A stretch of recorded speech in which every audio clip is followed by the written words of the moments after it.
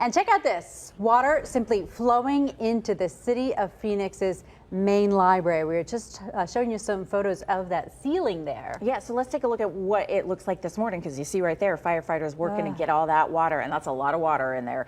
So the storm played a part, but that's actually not rainwater that we're looking at in there, Carla. So is it any better today now that the sun is up? Yeah, it is a different story this morning, I'll tell you, because restoration crews and cleanup crews are here this morning. The water has pretty much died down, and they're going in there this morning and blowing air inside, trying to get as much of that water to dry out. And as you mentioned, ladies, this wasn't caused by the storm itself necessarily, but a city spokesman tells us that it was the tiles on the roof, the tiles here at Burton Barr Library, that actually lifted and shifted several times during the storm. Now, that lifting and shifting of those tiles caused a water line of some type to burst inside the Burton Barr Library, causing a flooding. Of course, the carpet getting completely soaked, and of course, the most important thing, the artifacts and the books on several floors. Here's the spokesperson from the fire department as to how they contained the damage last night. We understand what's housed in here. We've got books, we've got precious artifacts, we've got history of the city here. So while we were trying to mitigate the water flow, we were working on trying to salvage the damage that was, just happening all at once. We were removing books from high water flow areas. We started trying to get water out of hallways. We had squeegees. We have covers that we cover furniture on house fires with. We were covering a lot of the books and everything else that was associated with anything that could be damaged by water.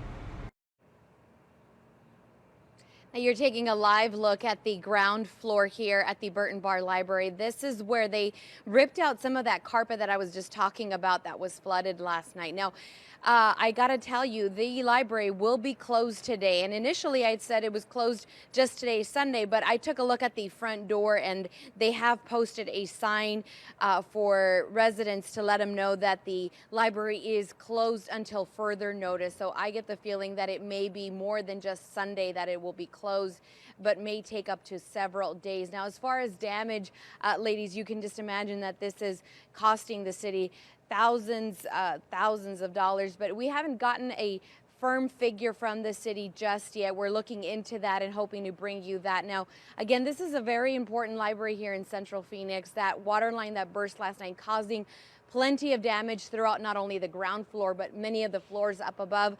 We'll stay out here and bring you the very latest as we get it from the city. Again, Burton Barr Library flooding last night at 8 o'clock, and today restoration crews are underway getting this cleaned up and getting it back to normal. For now, reporting live in Central Phoenix, I'm Carla Navarrete. Back to you, ladies, in the studio. It'd be interesting to know if someone has a book due right now. Does the library still want you to bring it back to that location?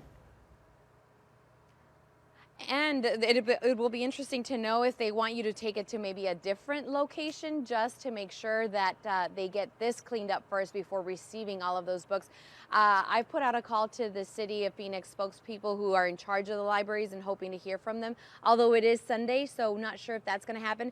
They did put out, Lena, I'll mention, a sign up on front where it says that it's going to be closed until further notice, and they have a link to the website. I'm going to get that link and post it on our website so that if folks have any due books or any videos, or the library you can check out so many other things. I'll have that on our website for folks to get more information from us. Yeah, for sure. Carla, thank you so much. When you're talking about soaked carpet, I mean, that's just going to take a while to dry out, especially it's so humid right now. Thank you, Carla.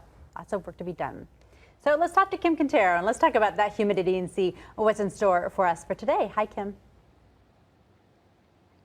Good morning to you, ladies. You can feel that monsoon moisture as you step outside. This is thick. It is muggy. Across our southern deserts, we're seeing dew points in the upper 60s and low 70s. So that's the type of humidity you see in places like Florida, Georgia, South Carolina this time of the year. Here's a look at what we're seeing temperature-wise right now. It's 85 degrees at Sky Harbor. Dew points at 69 degrees. Remember, dew points are a measure of moisture in the atmosphere. This is the best way to tell how humid it is outside. Those Those winds are coming out of the south-southwest at 7 miles per hour. Looking at Doppler 360, might have a couple of sprinkles across the Fountain Hills area and portions of the East Valley this morning. Otherwise, we've got some relatively quiet conditions across the state. We are expecting those storms to ramp up as we head off into this afternoon, producing some very heavy rain, which is why the National Weather Service has issued flash flood watches. Those start for central Arizona, Prescott, Pace, and Flagstaff at 11 a.m. this morning.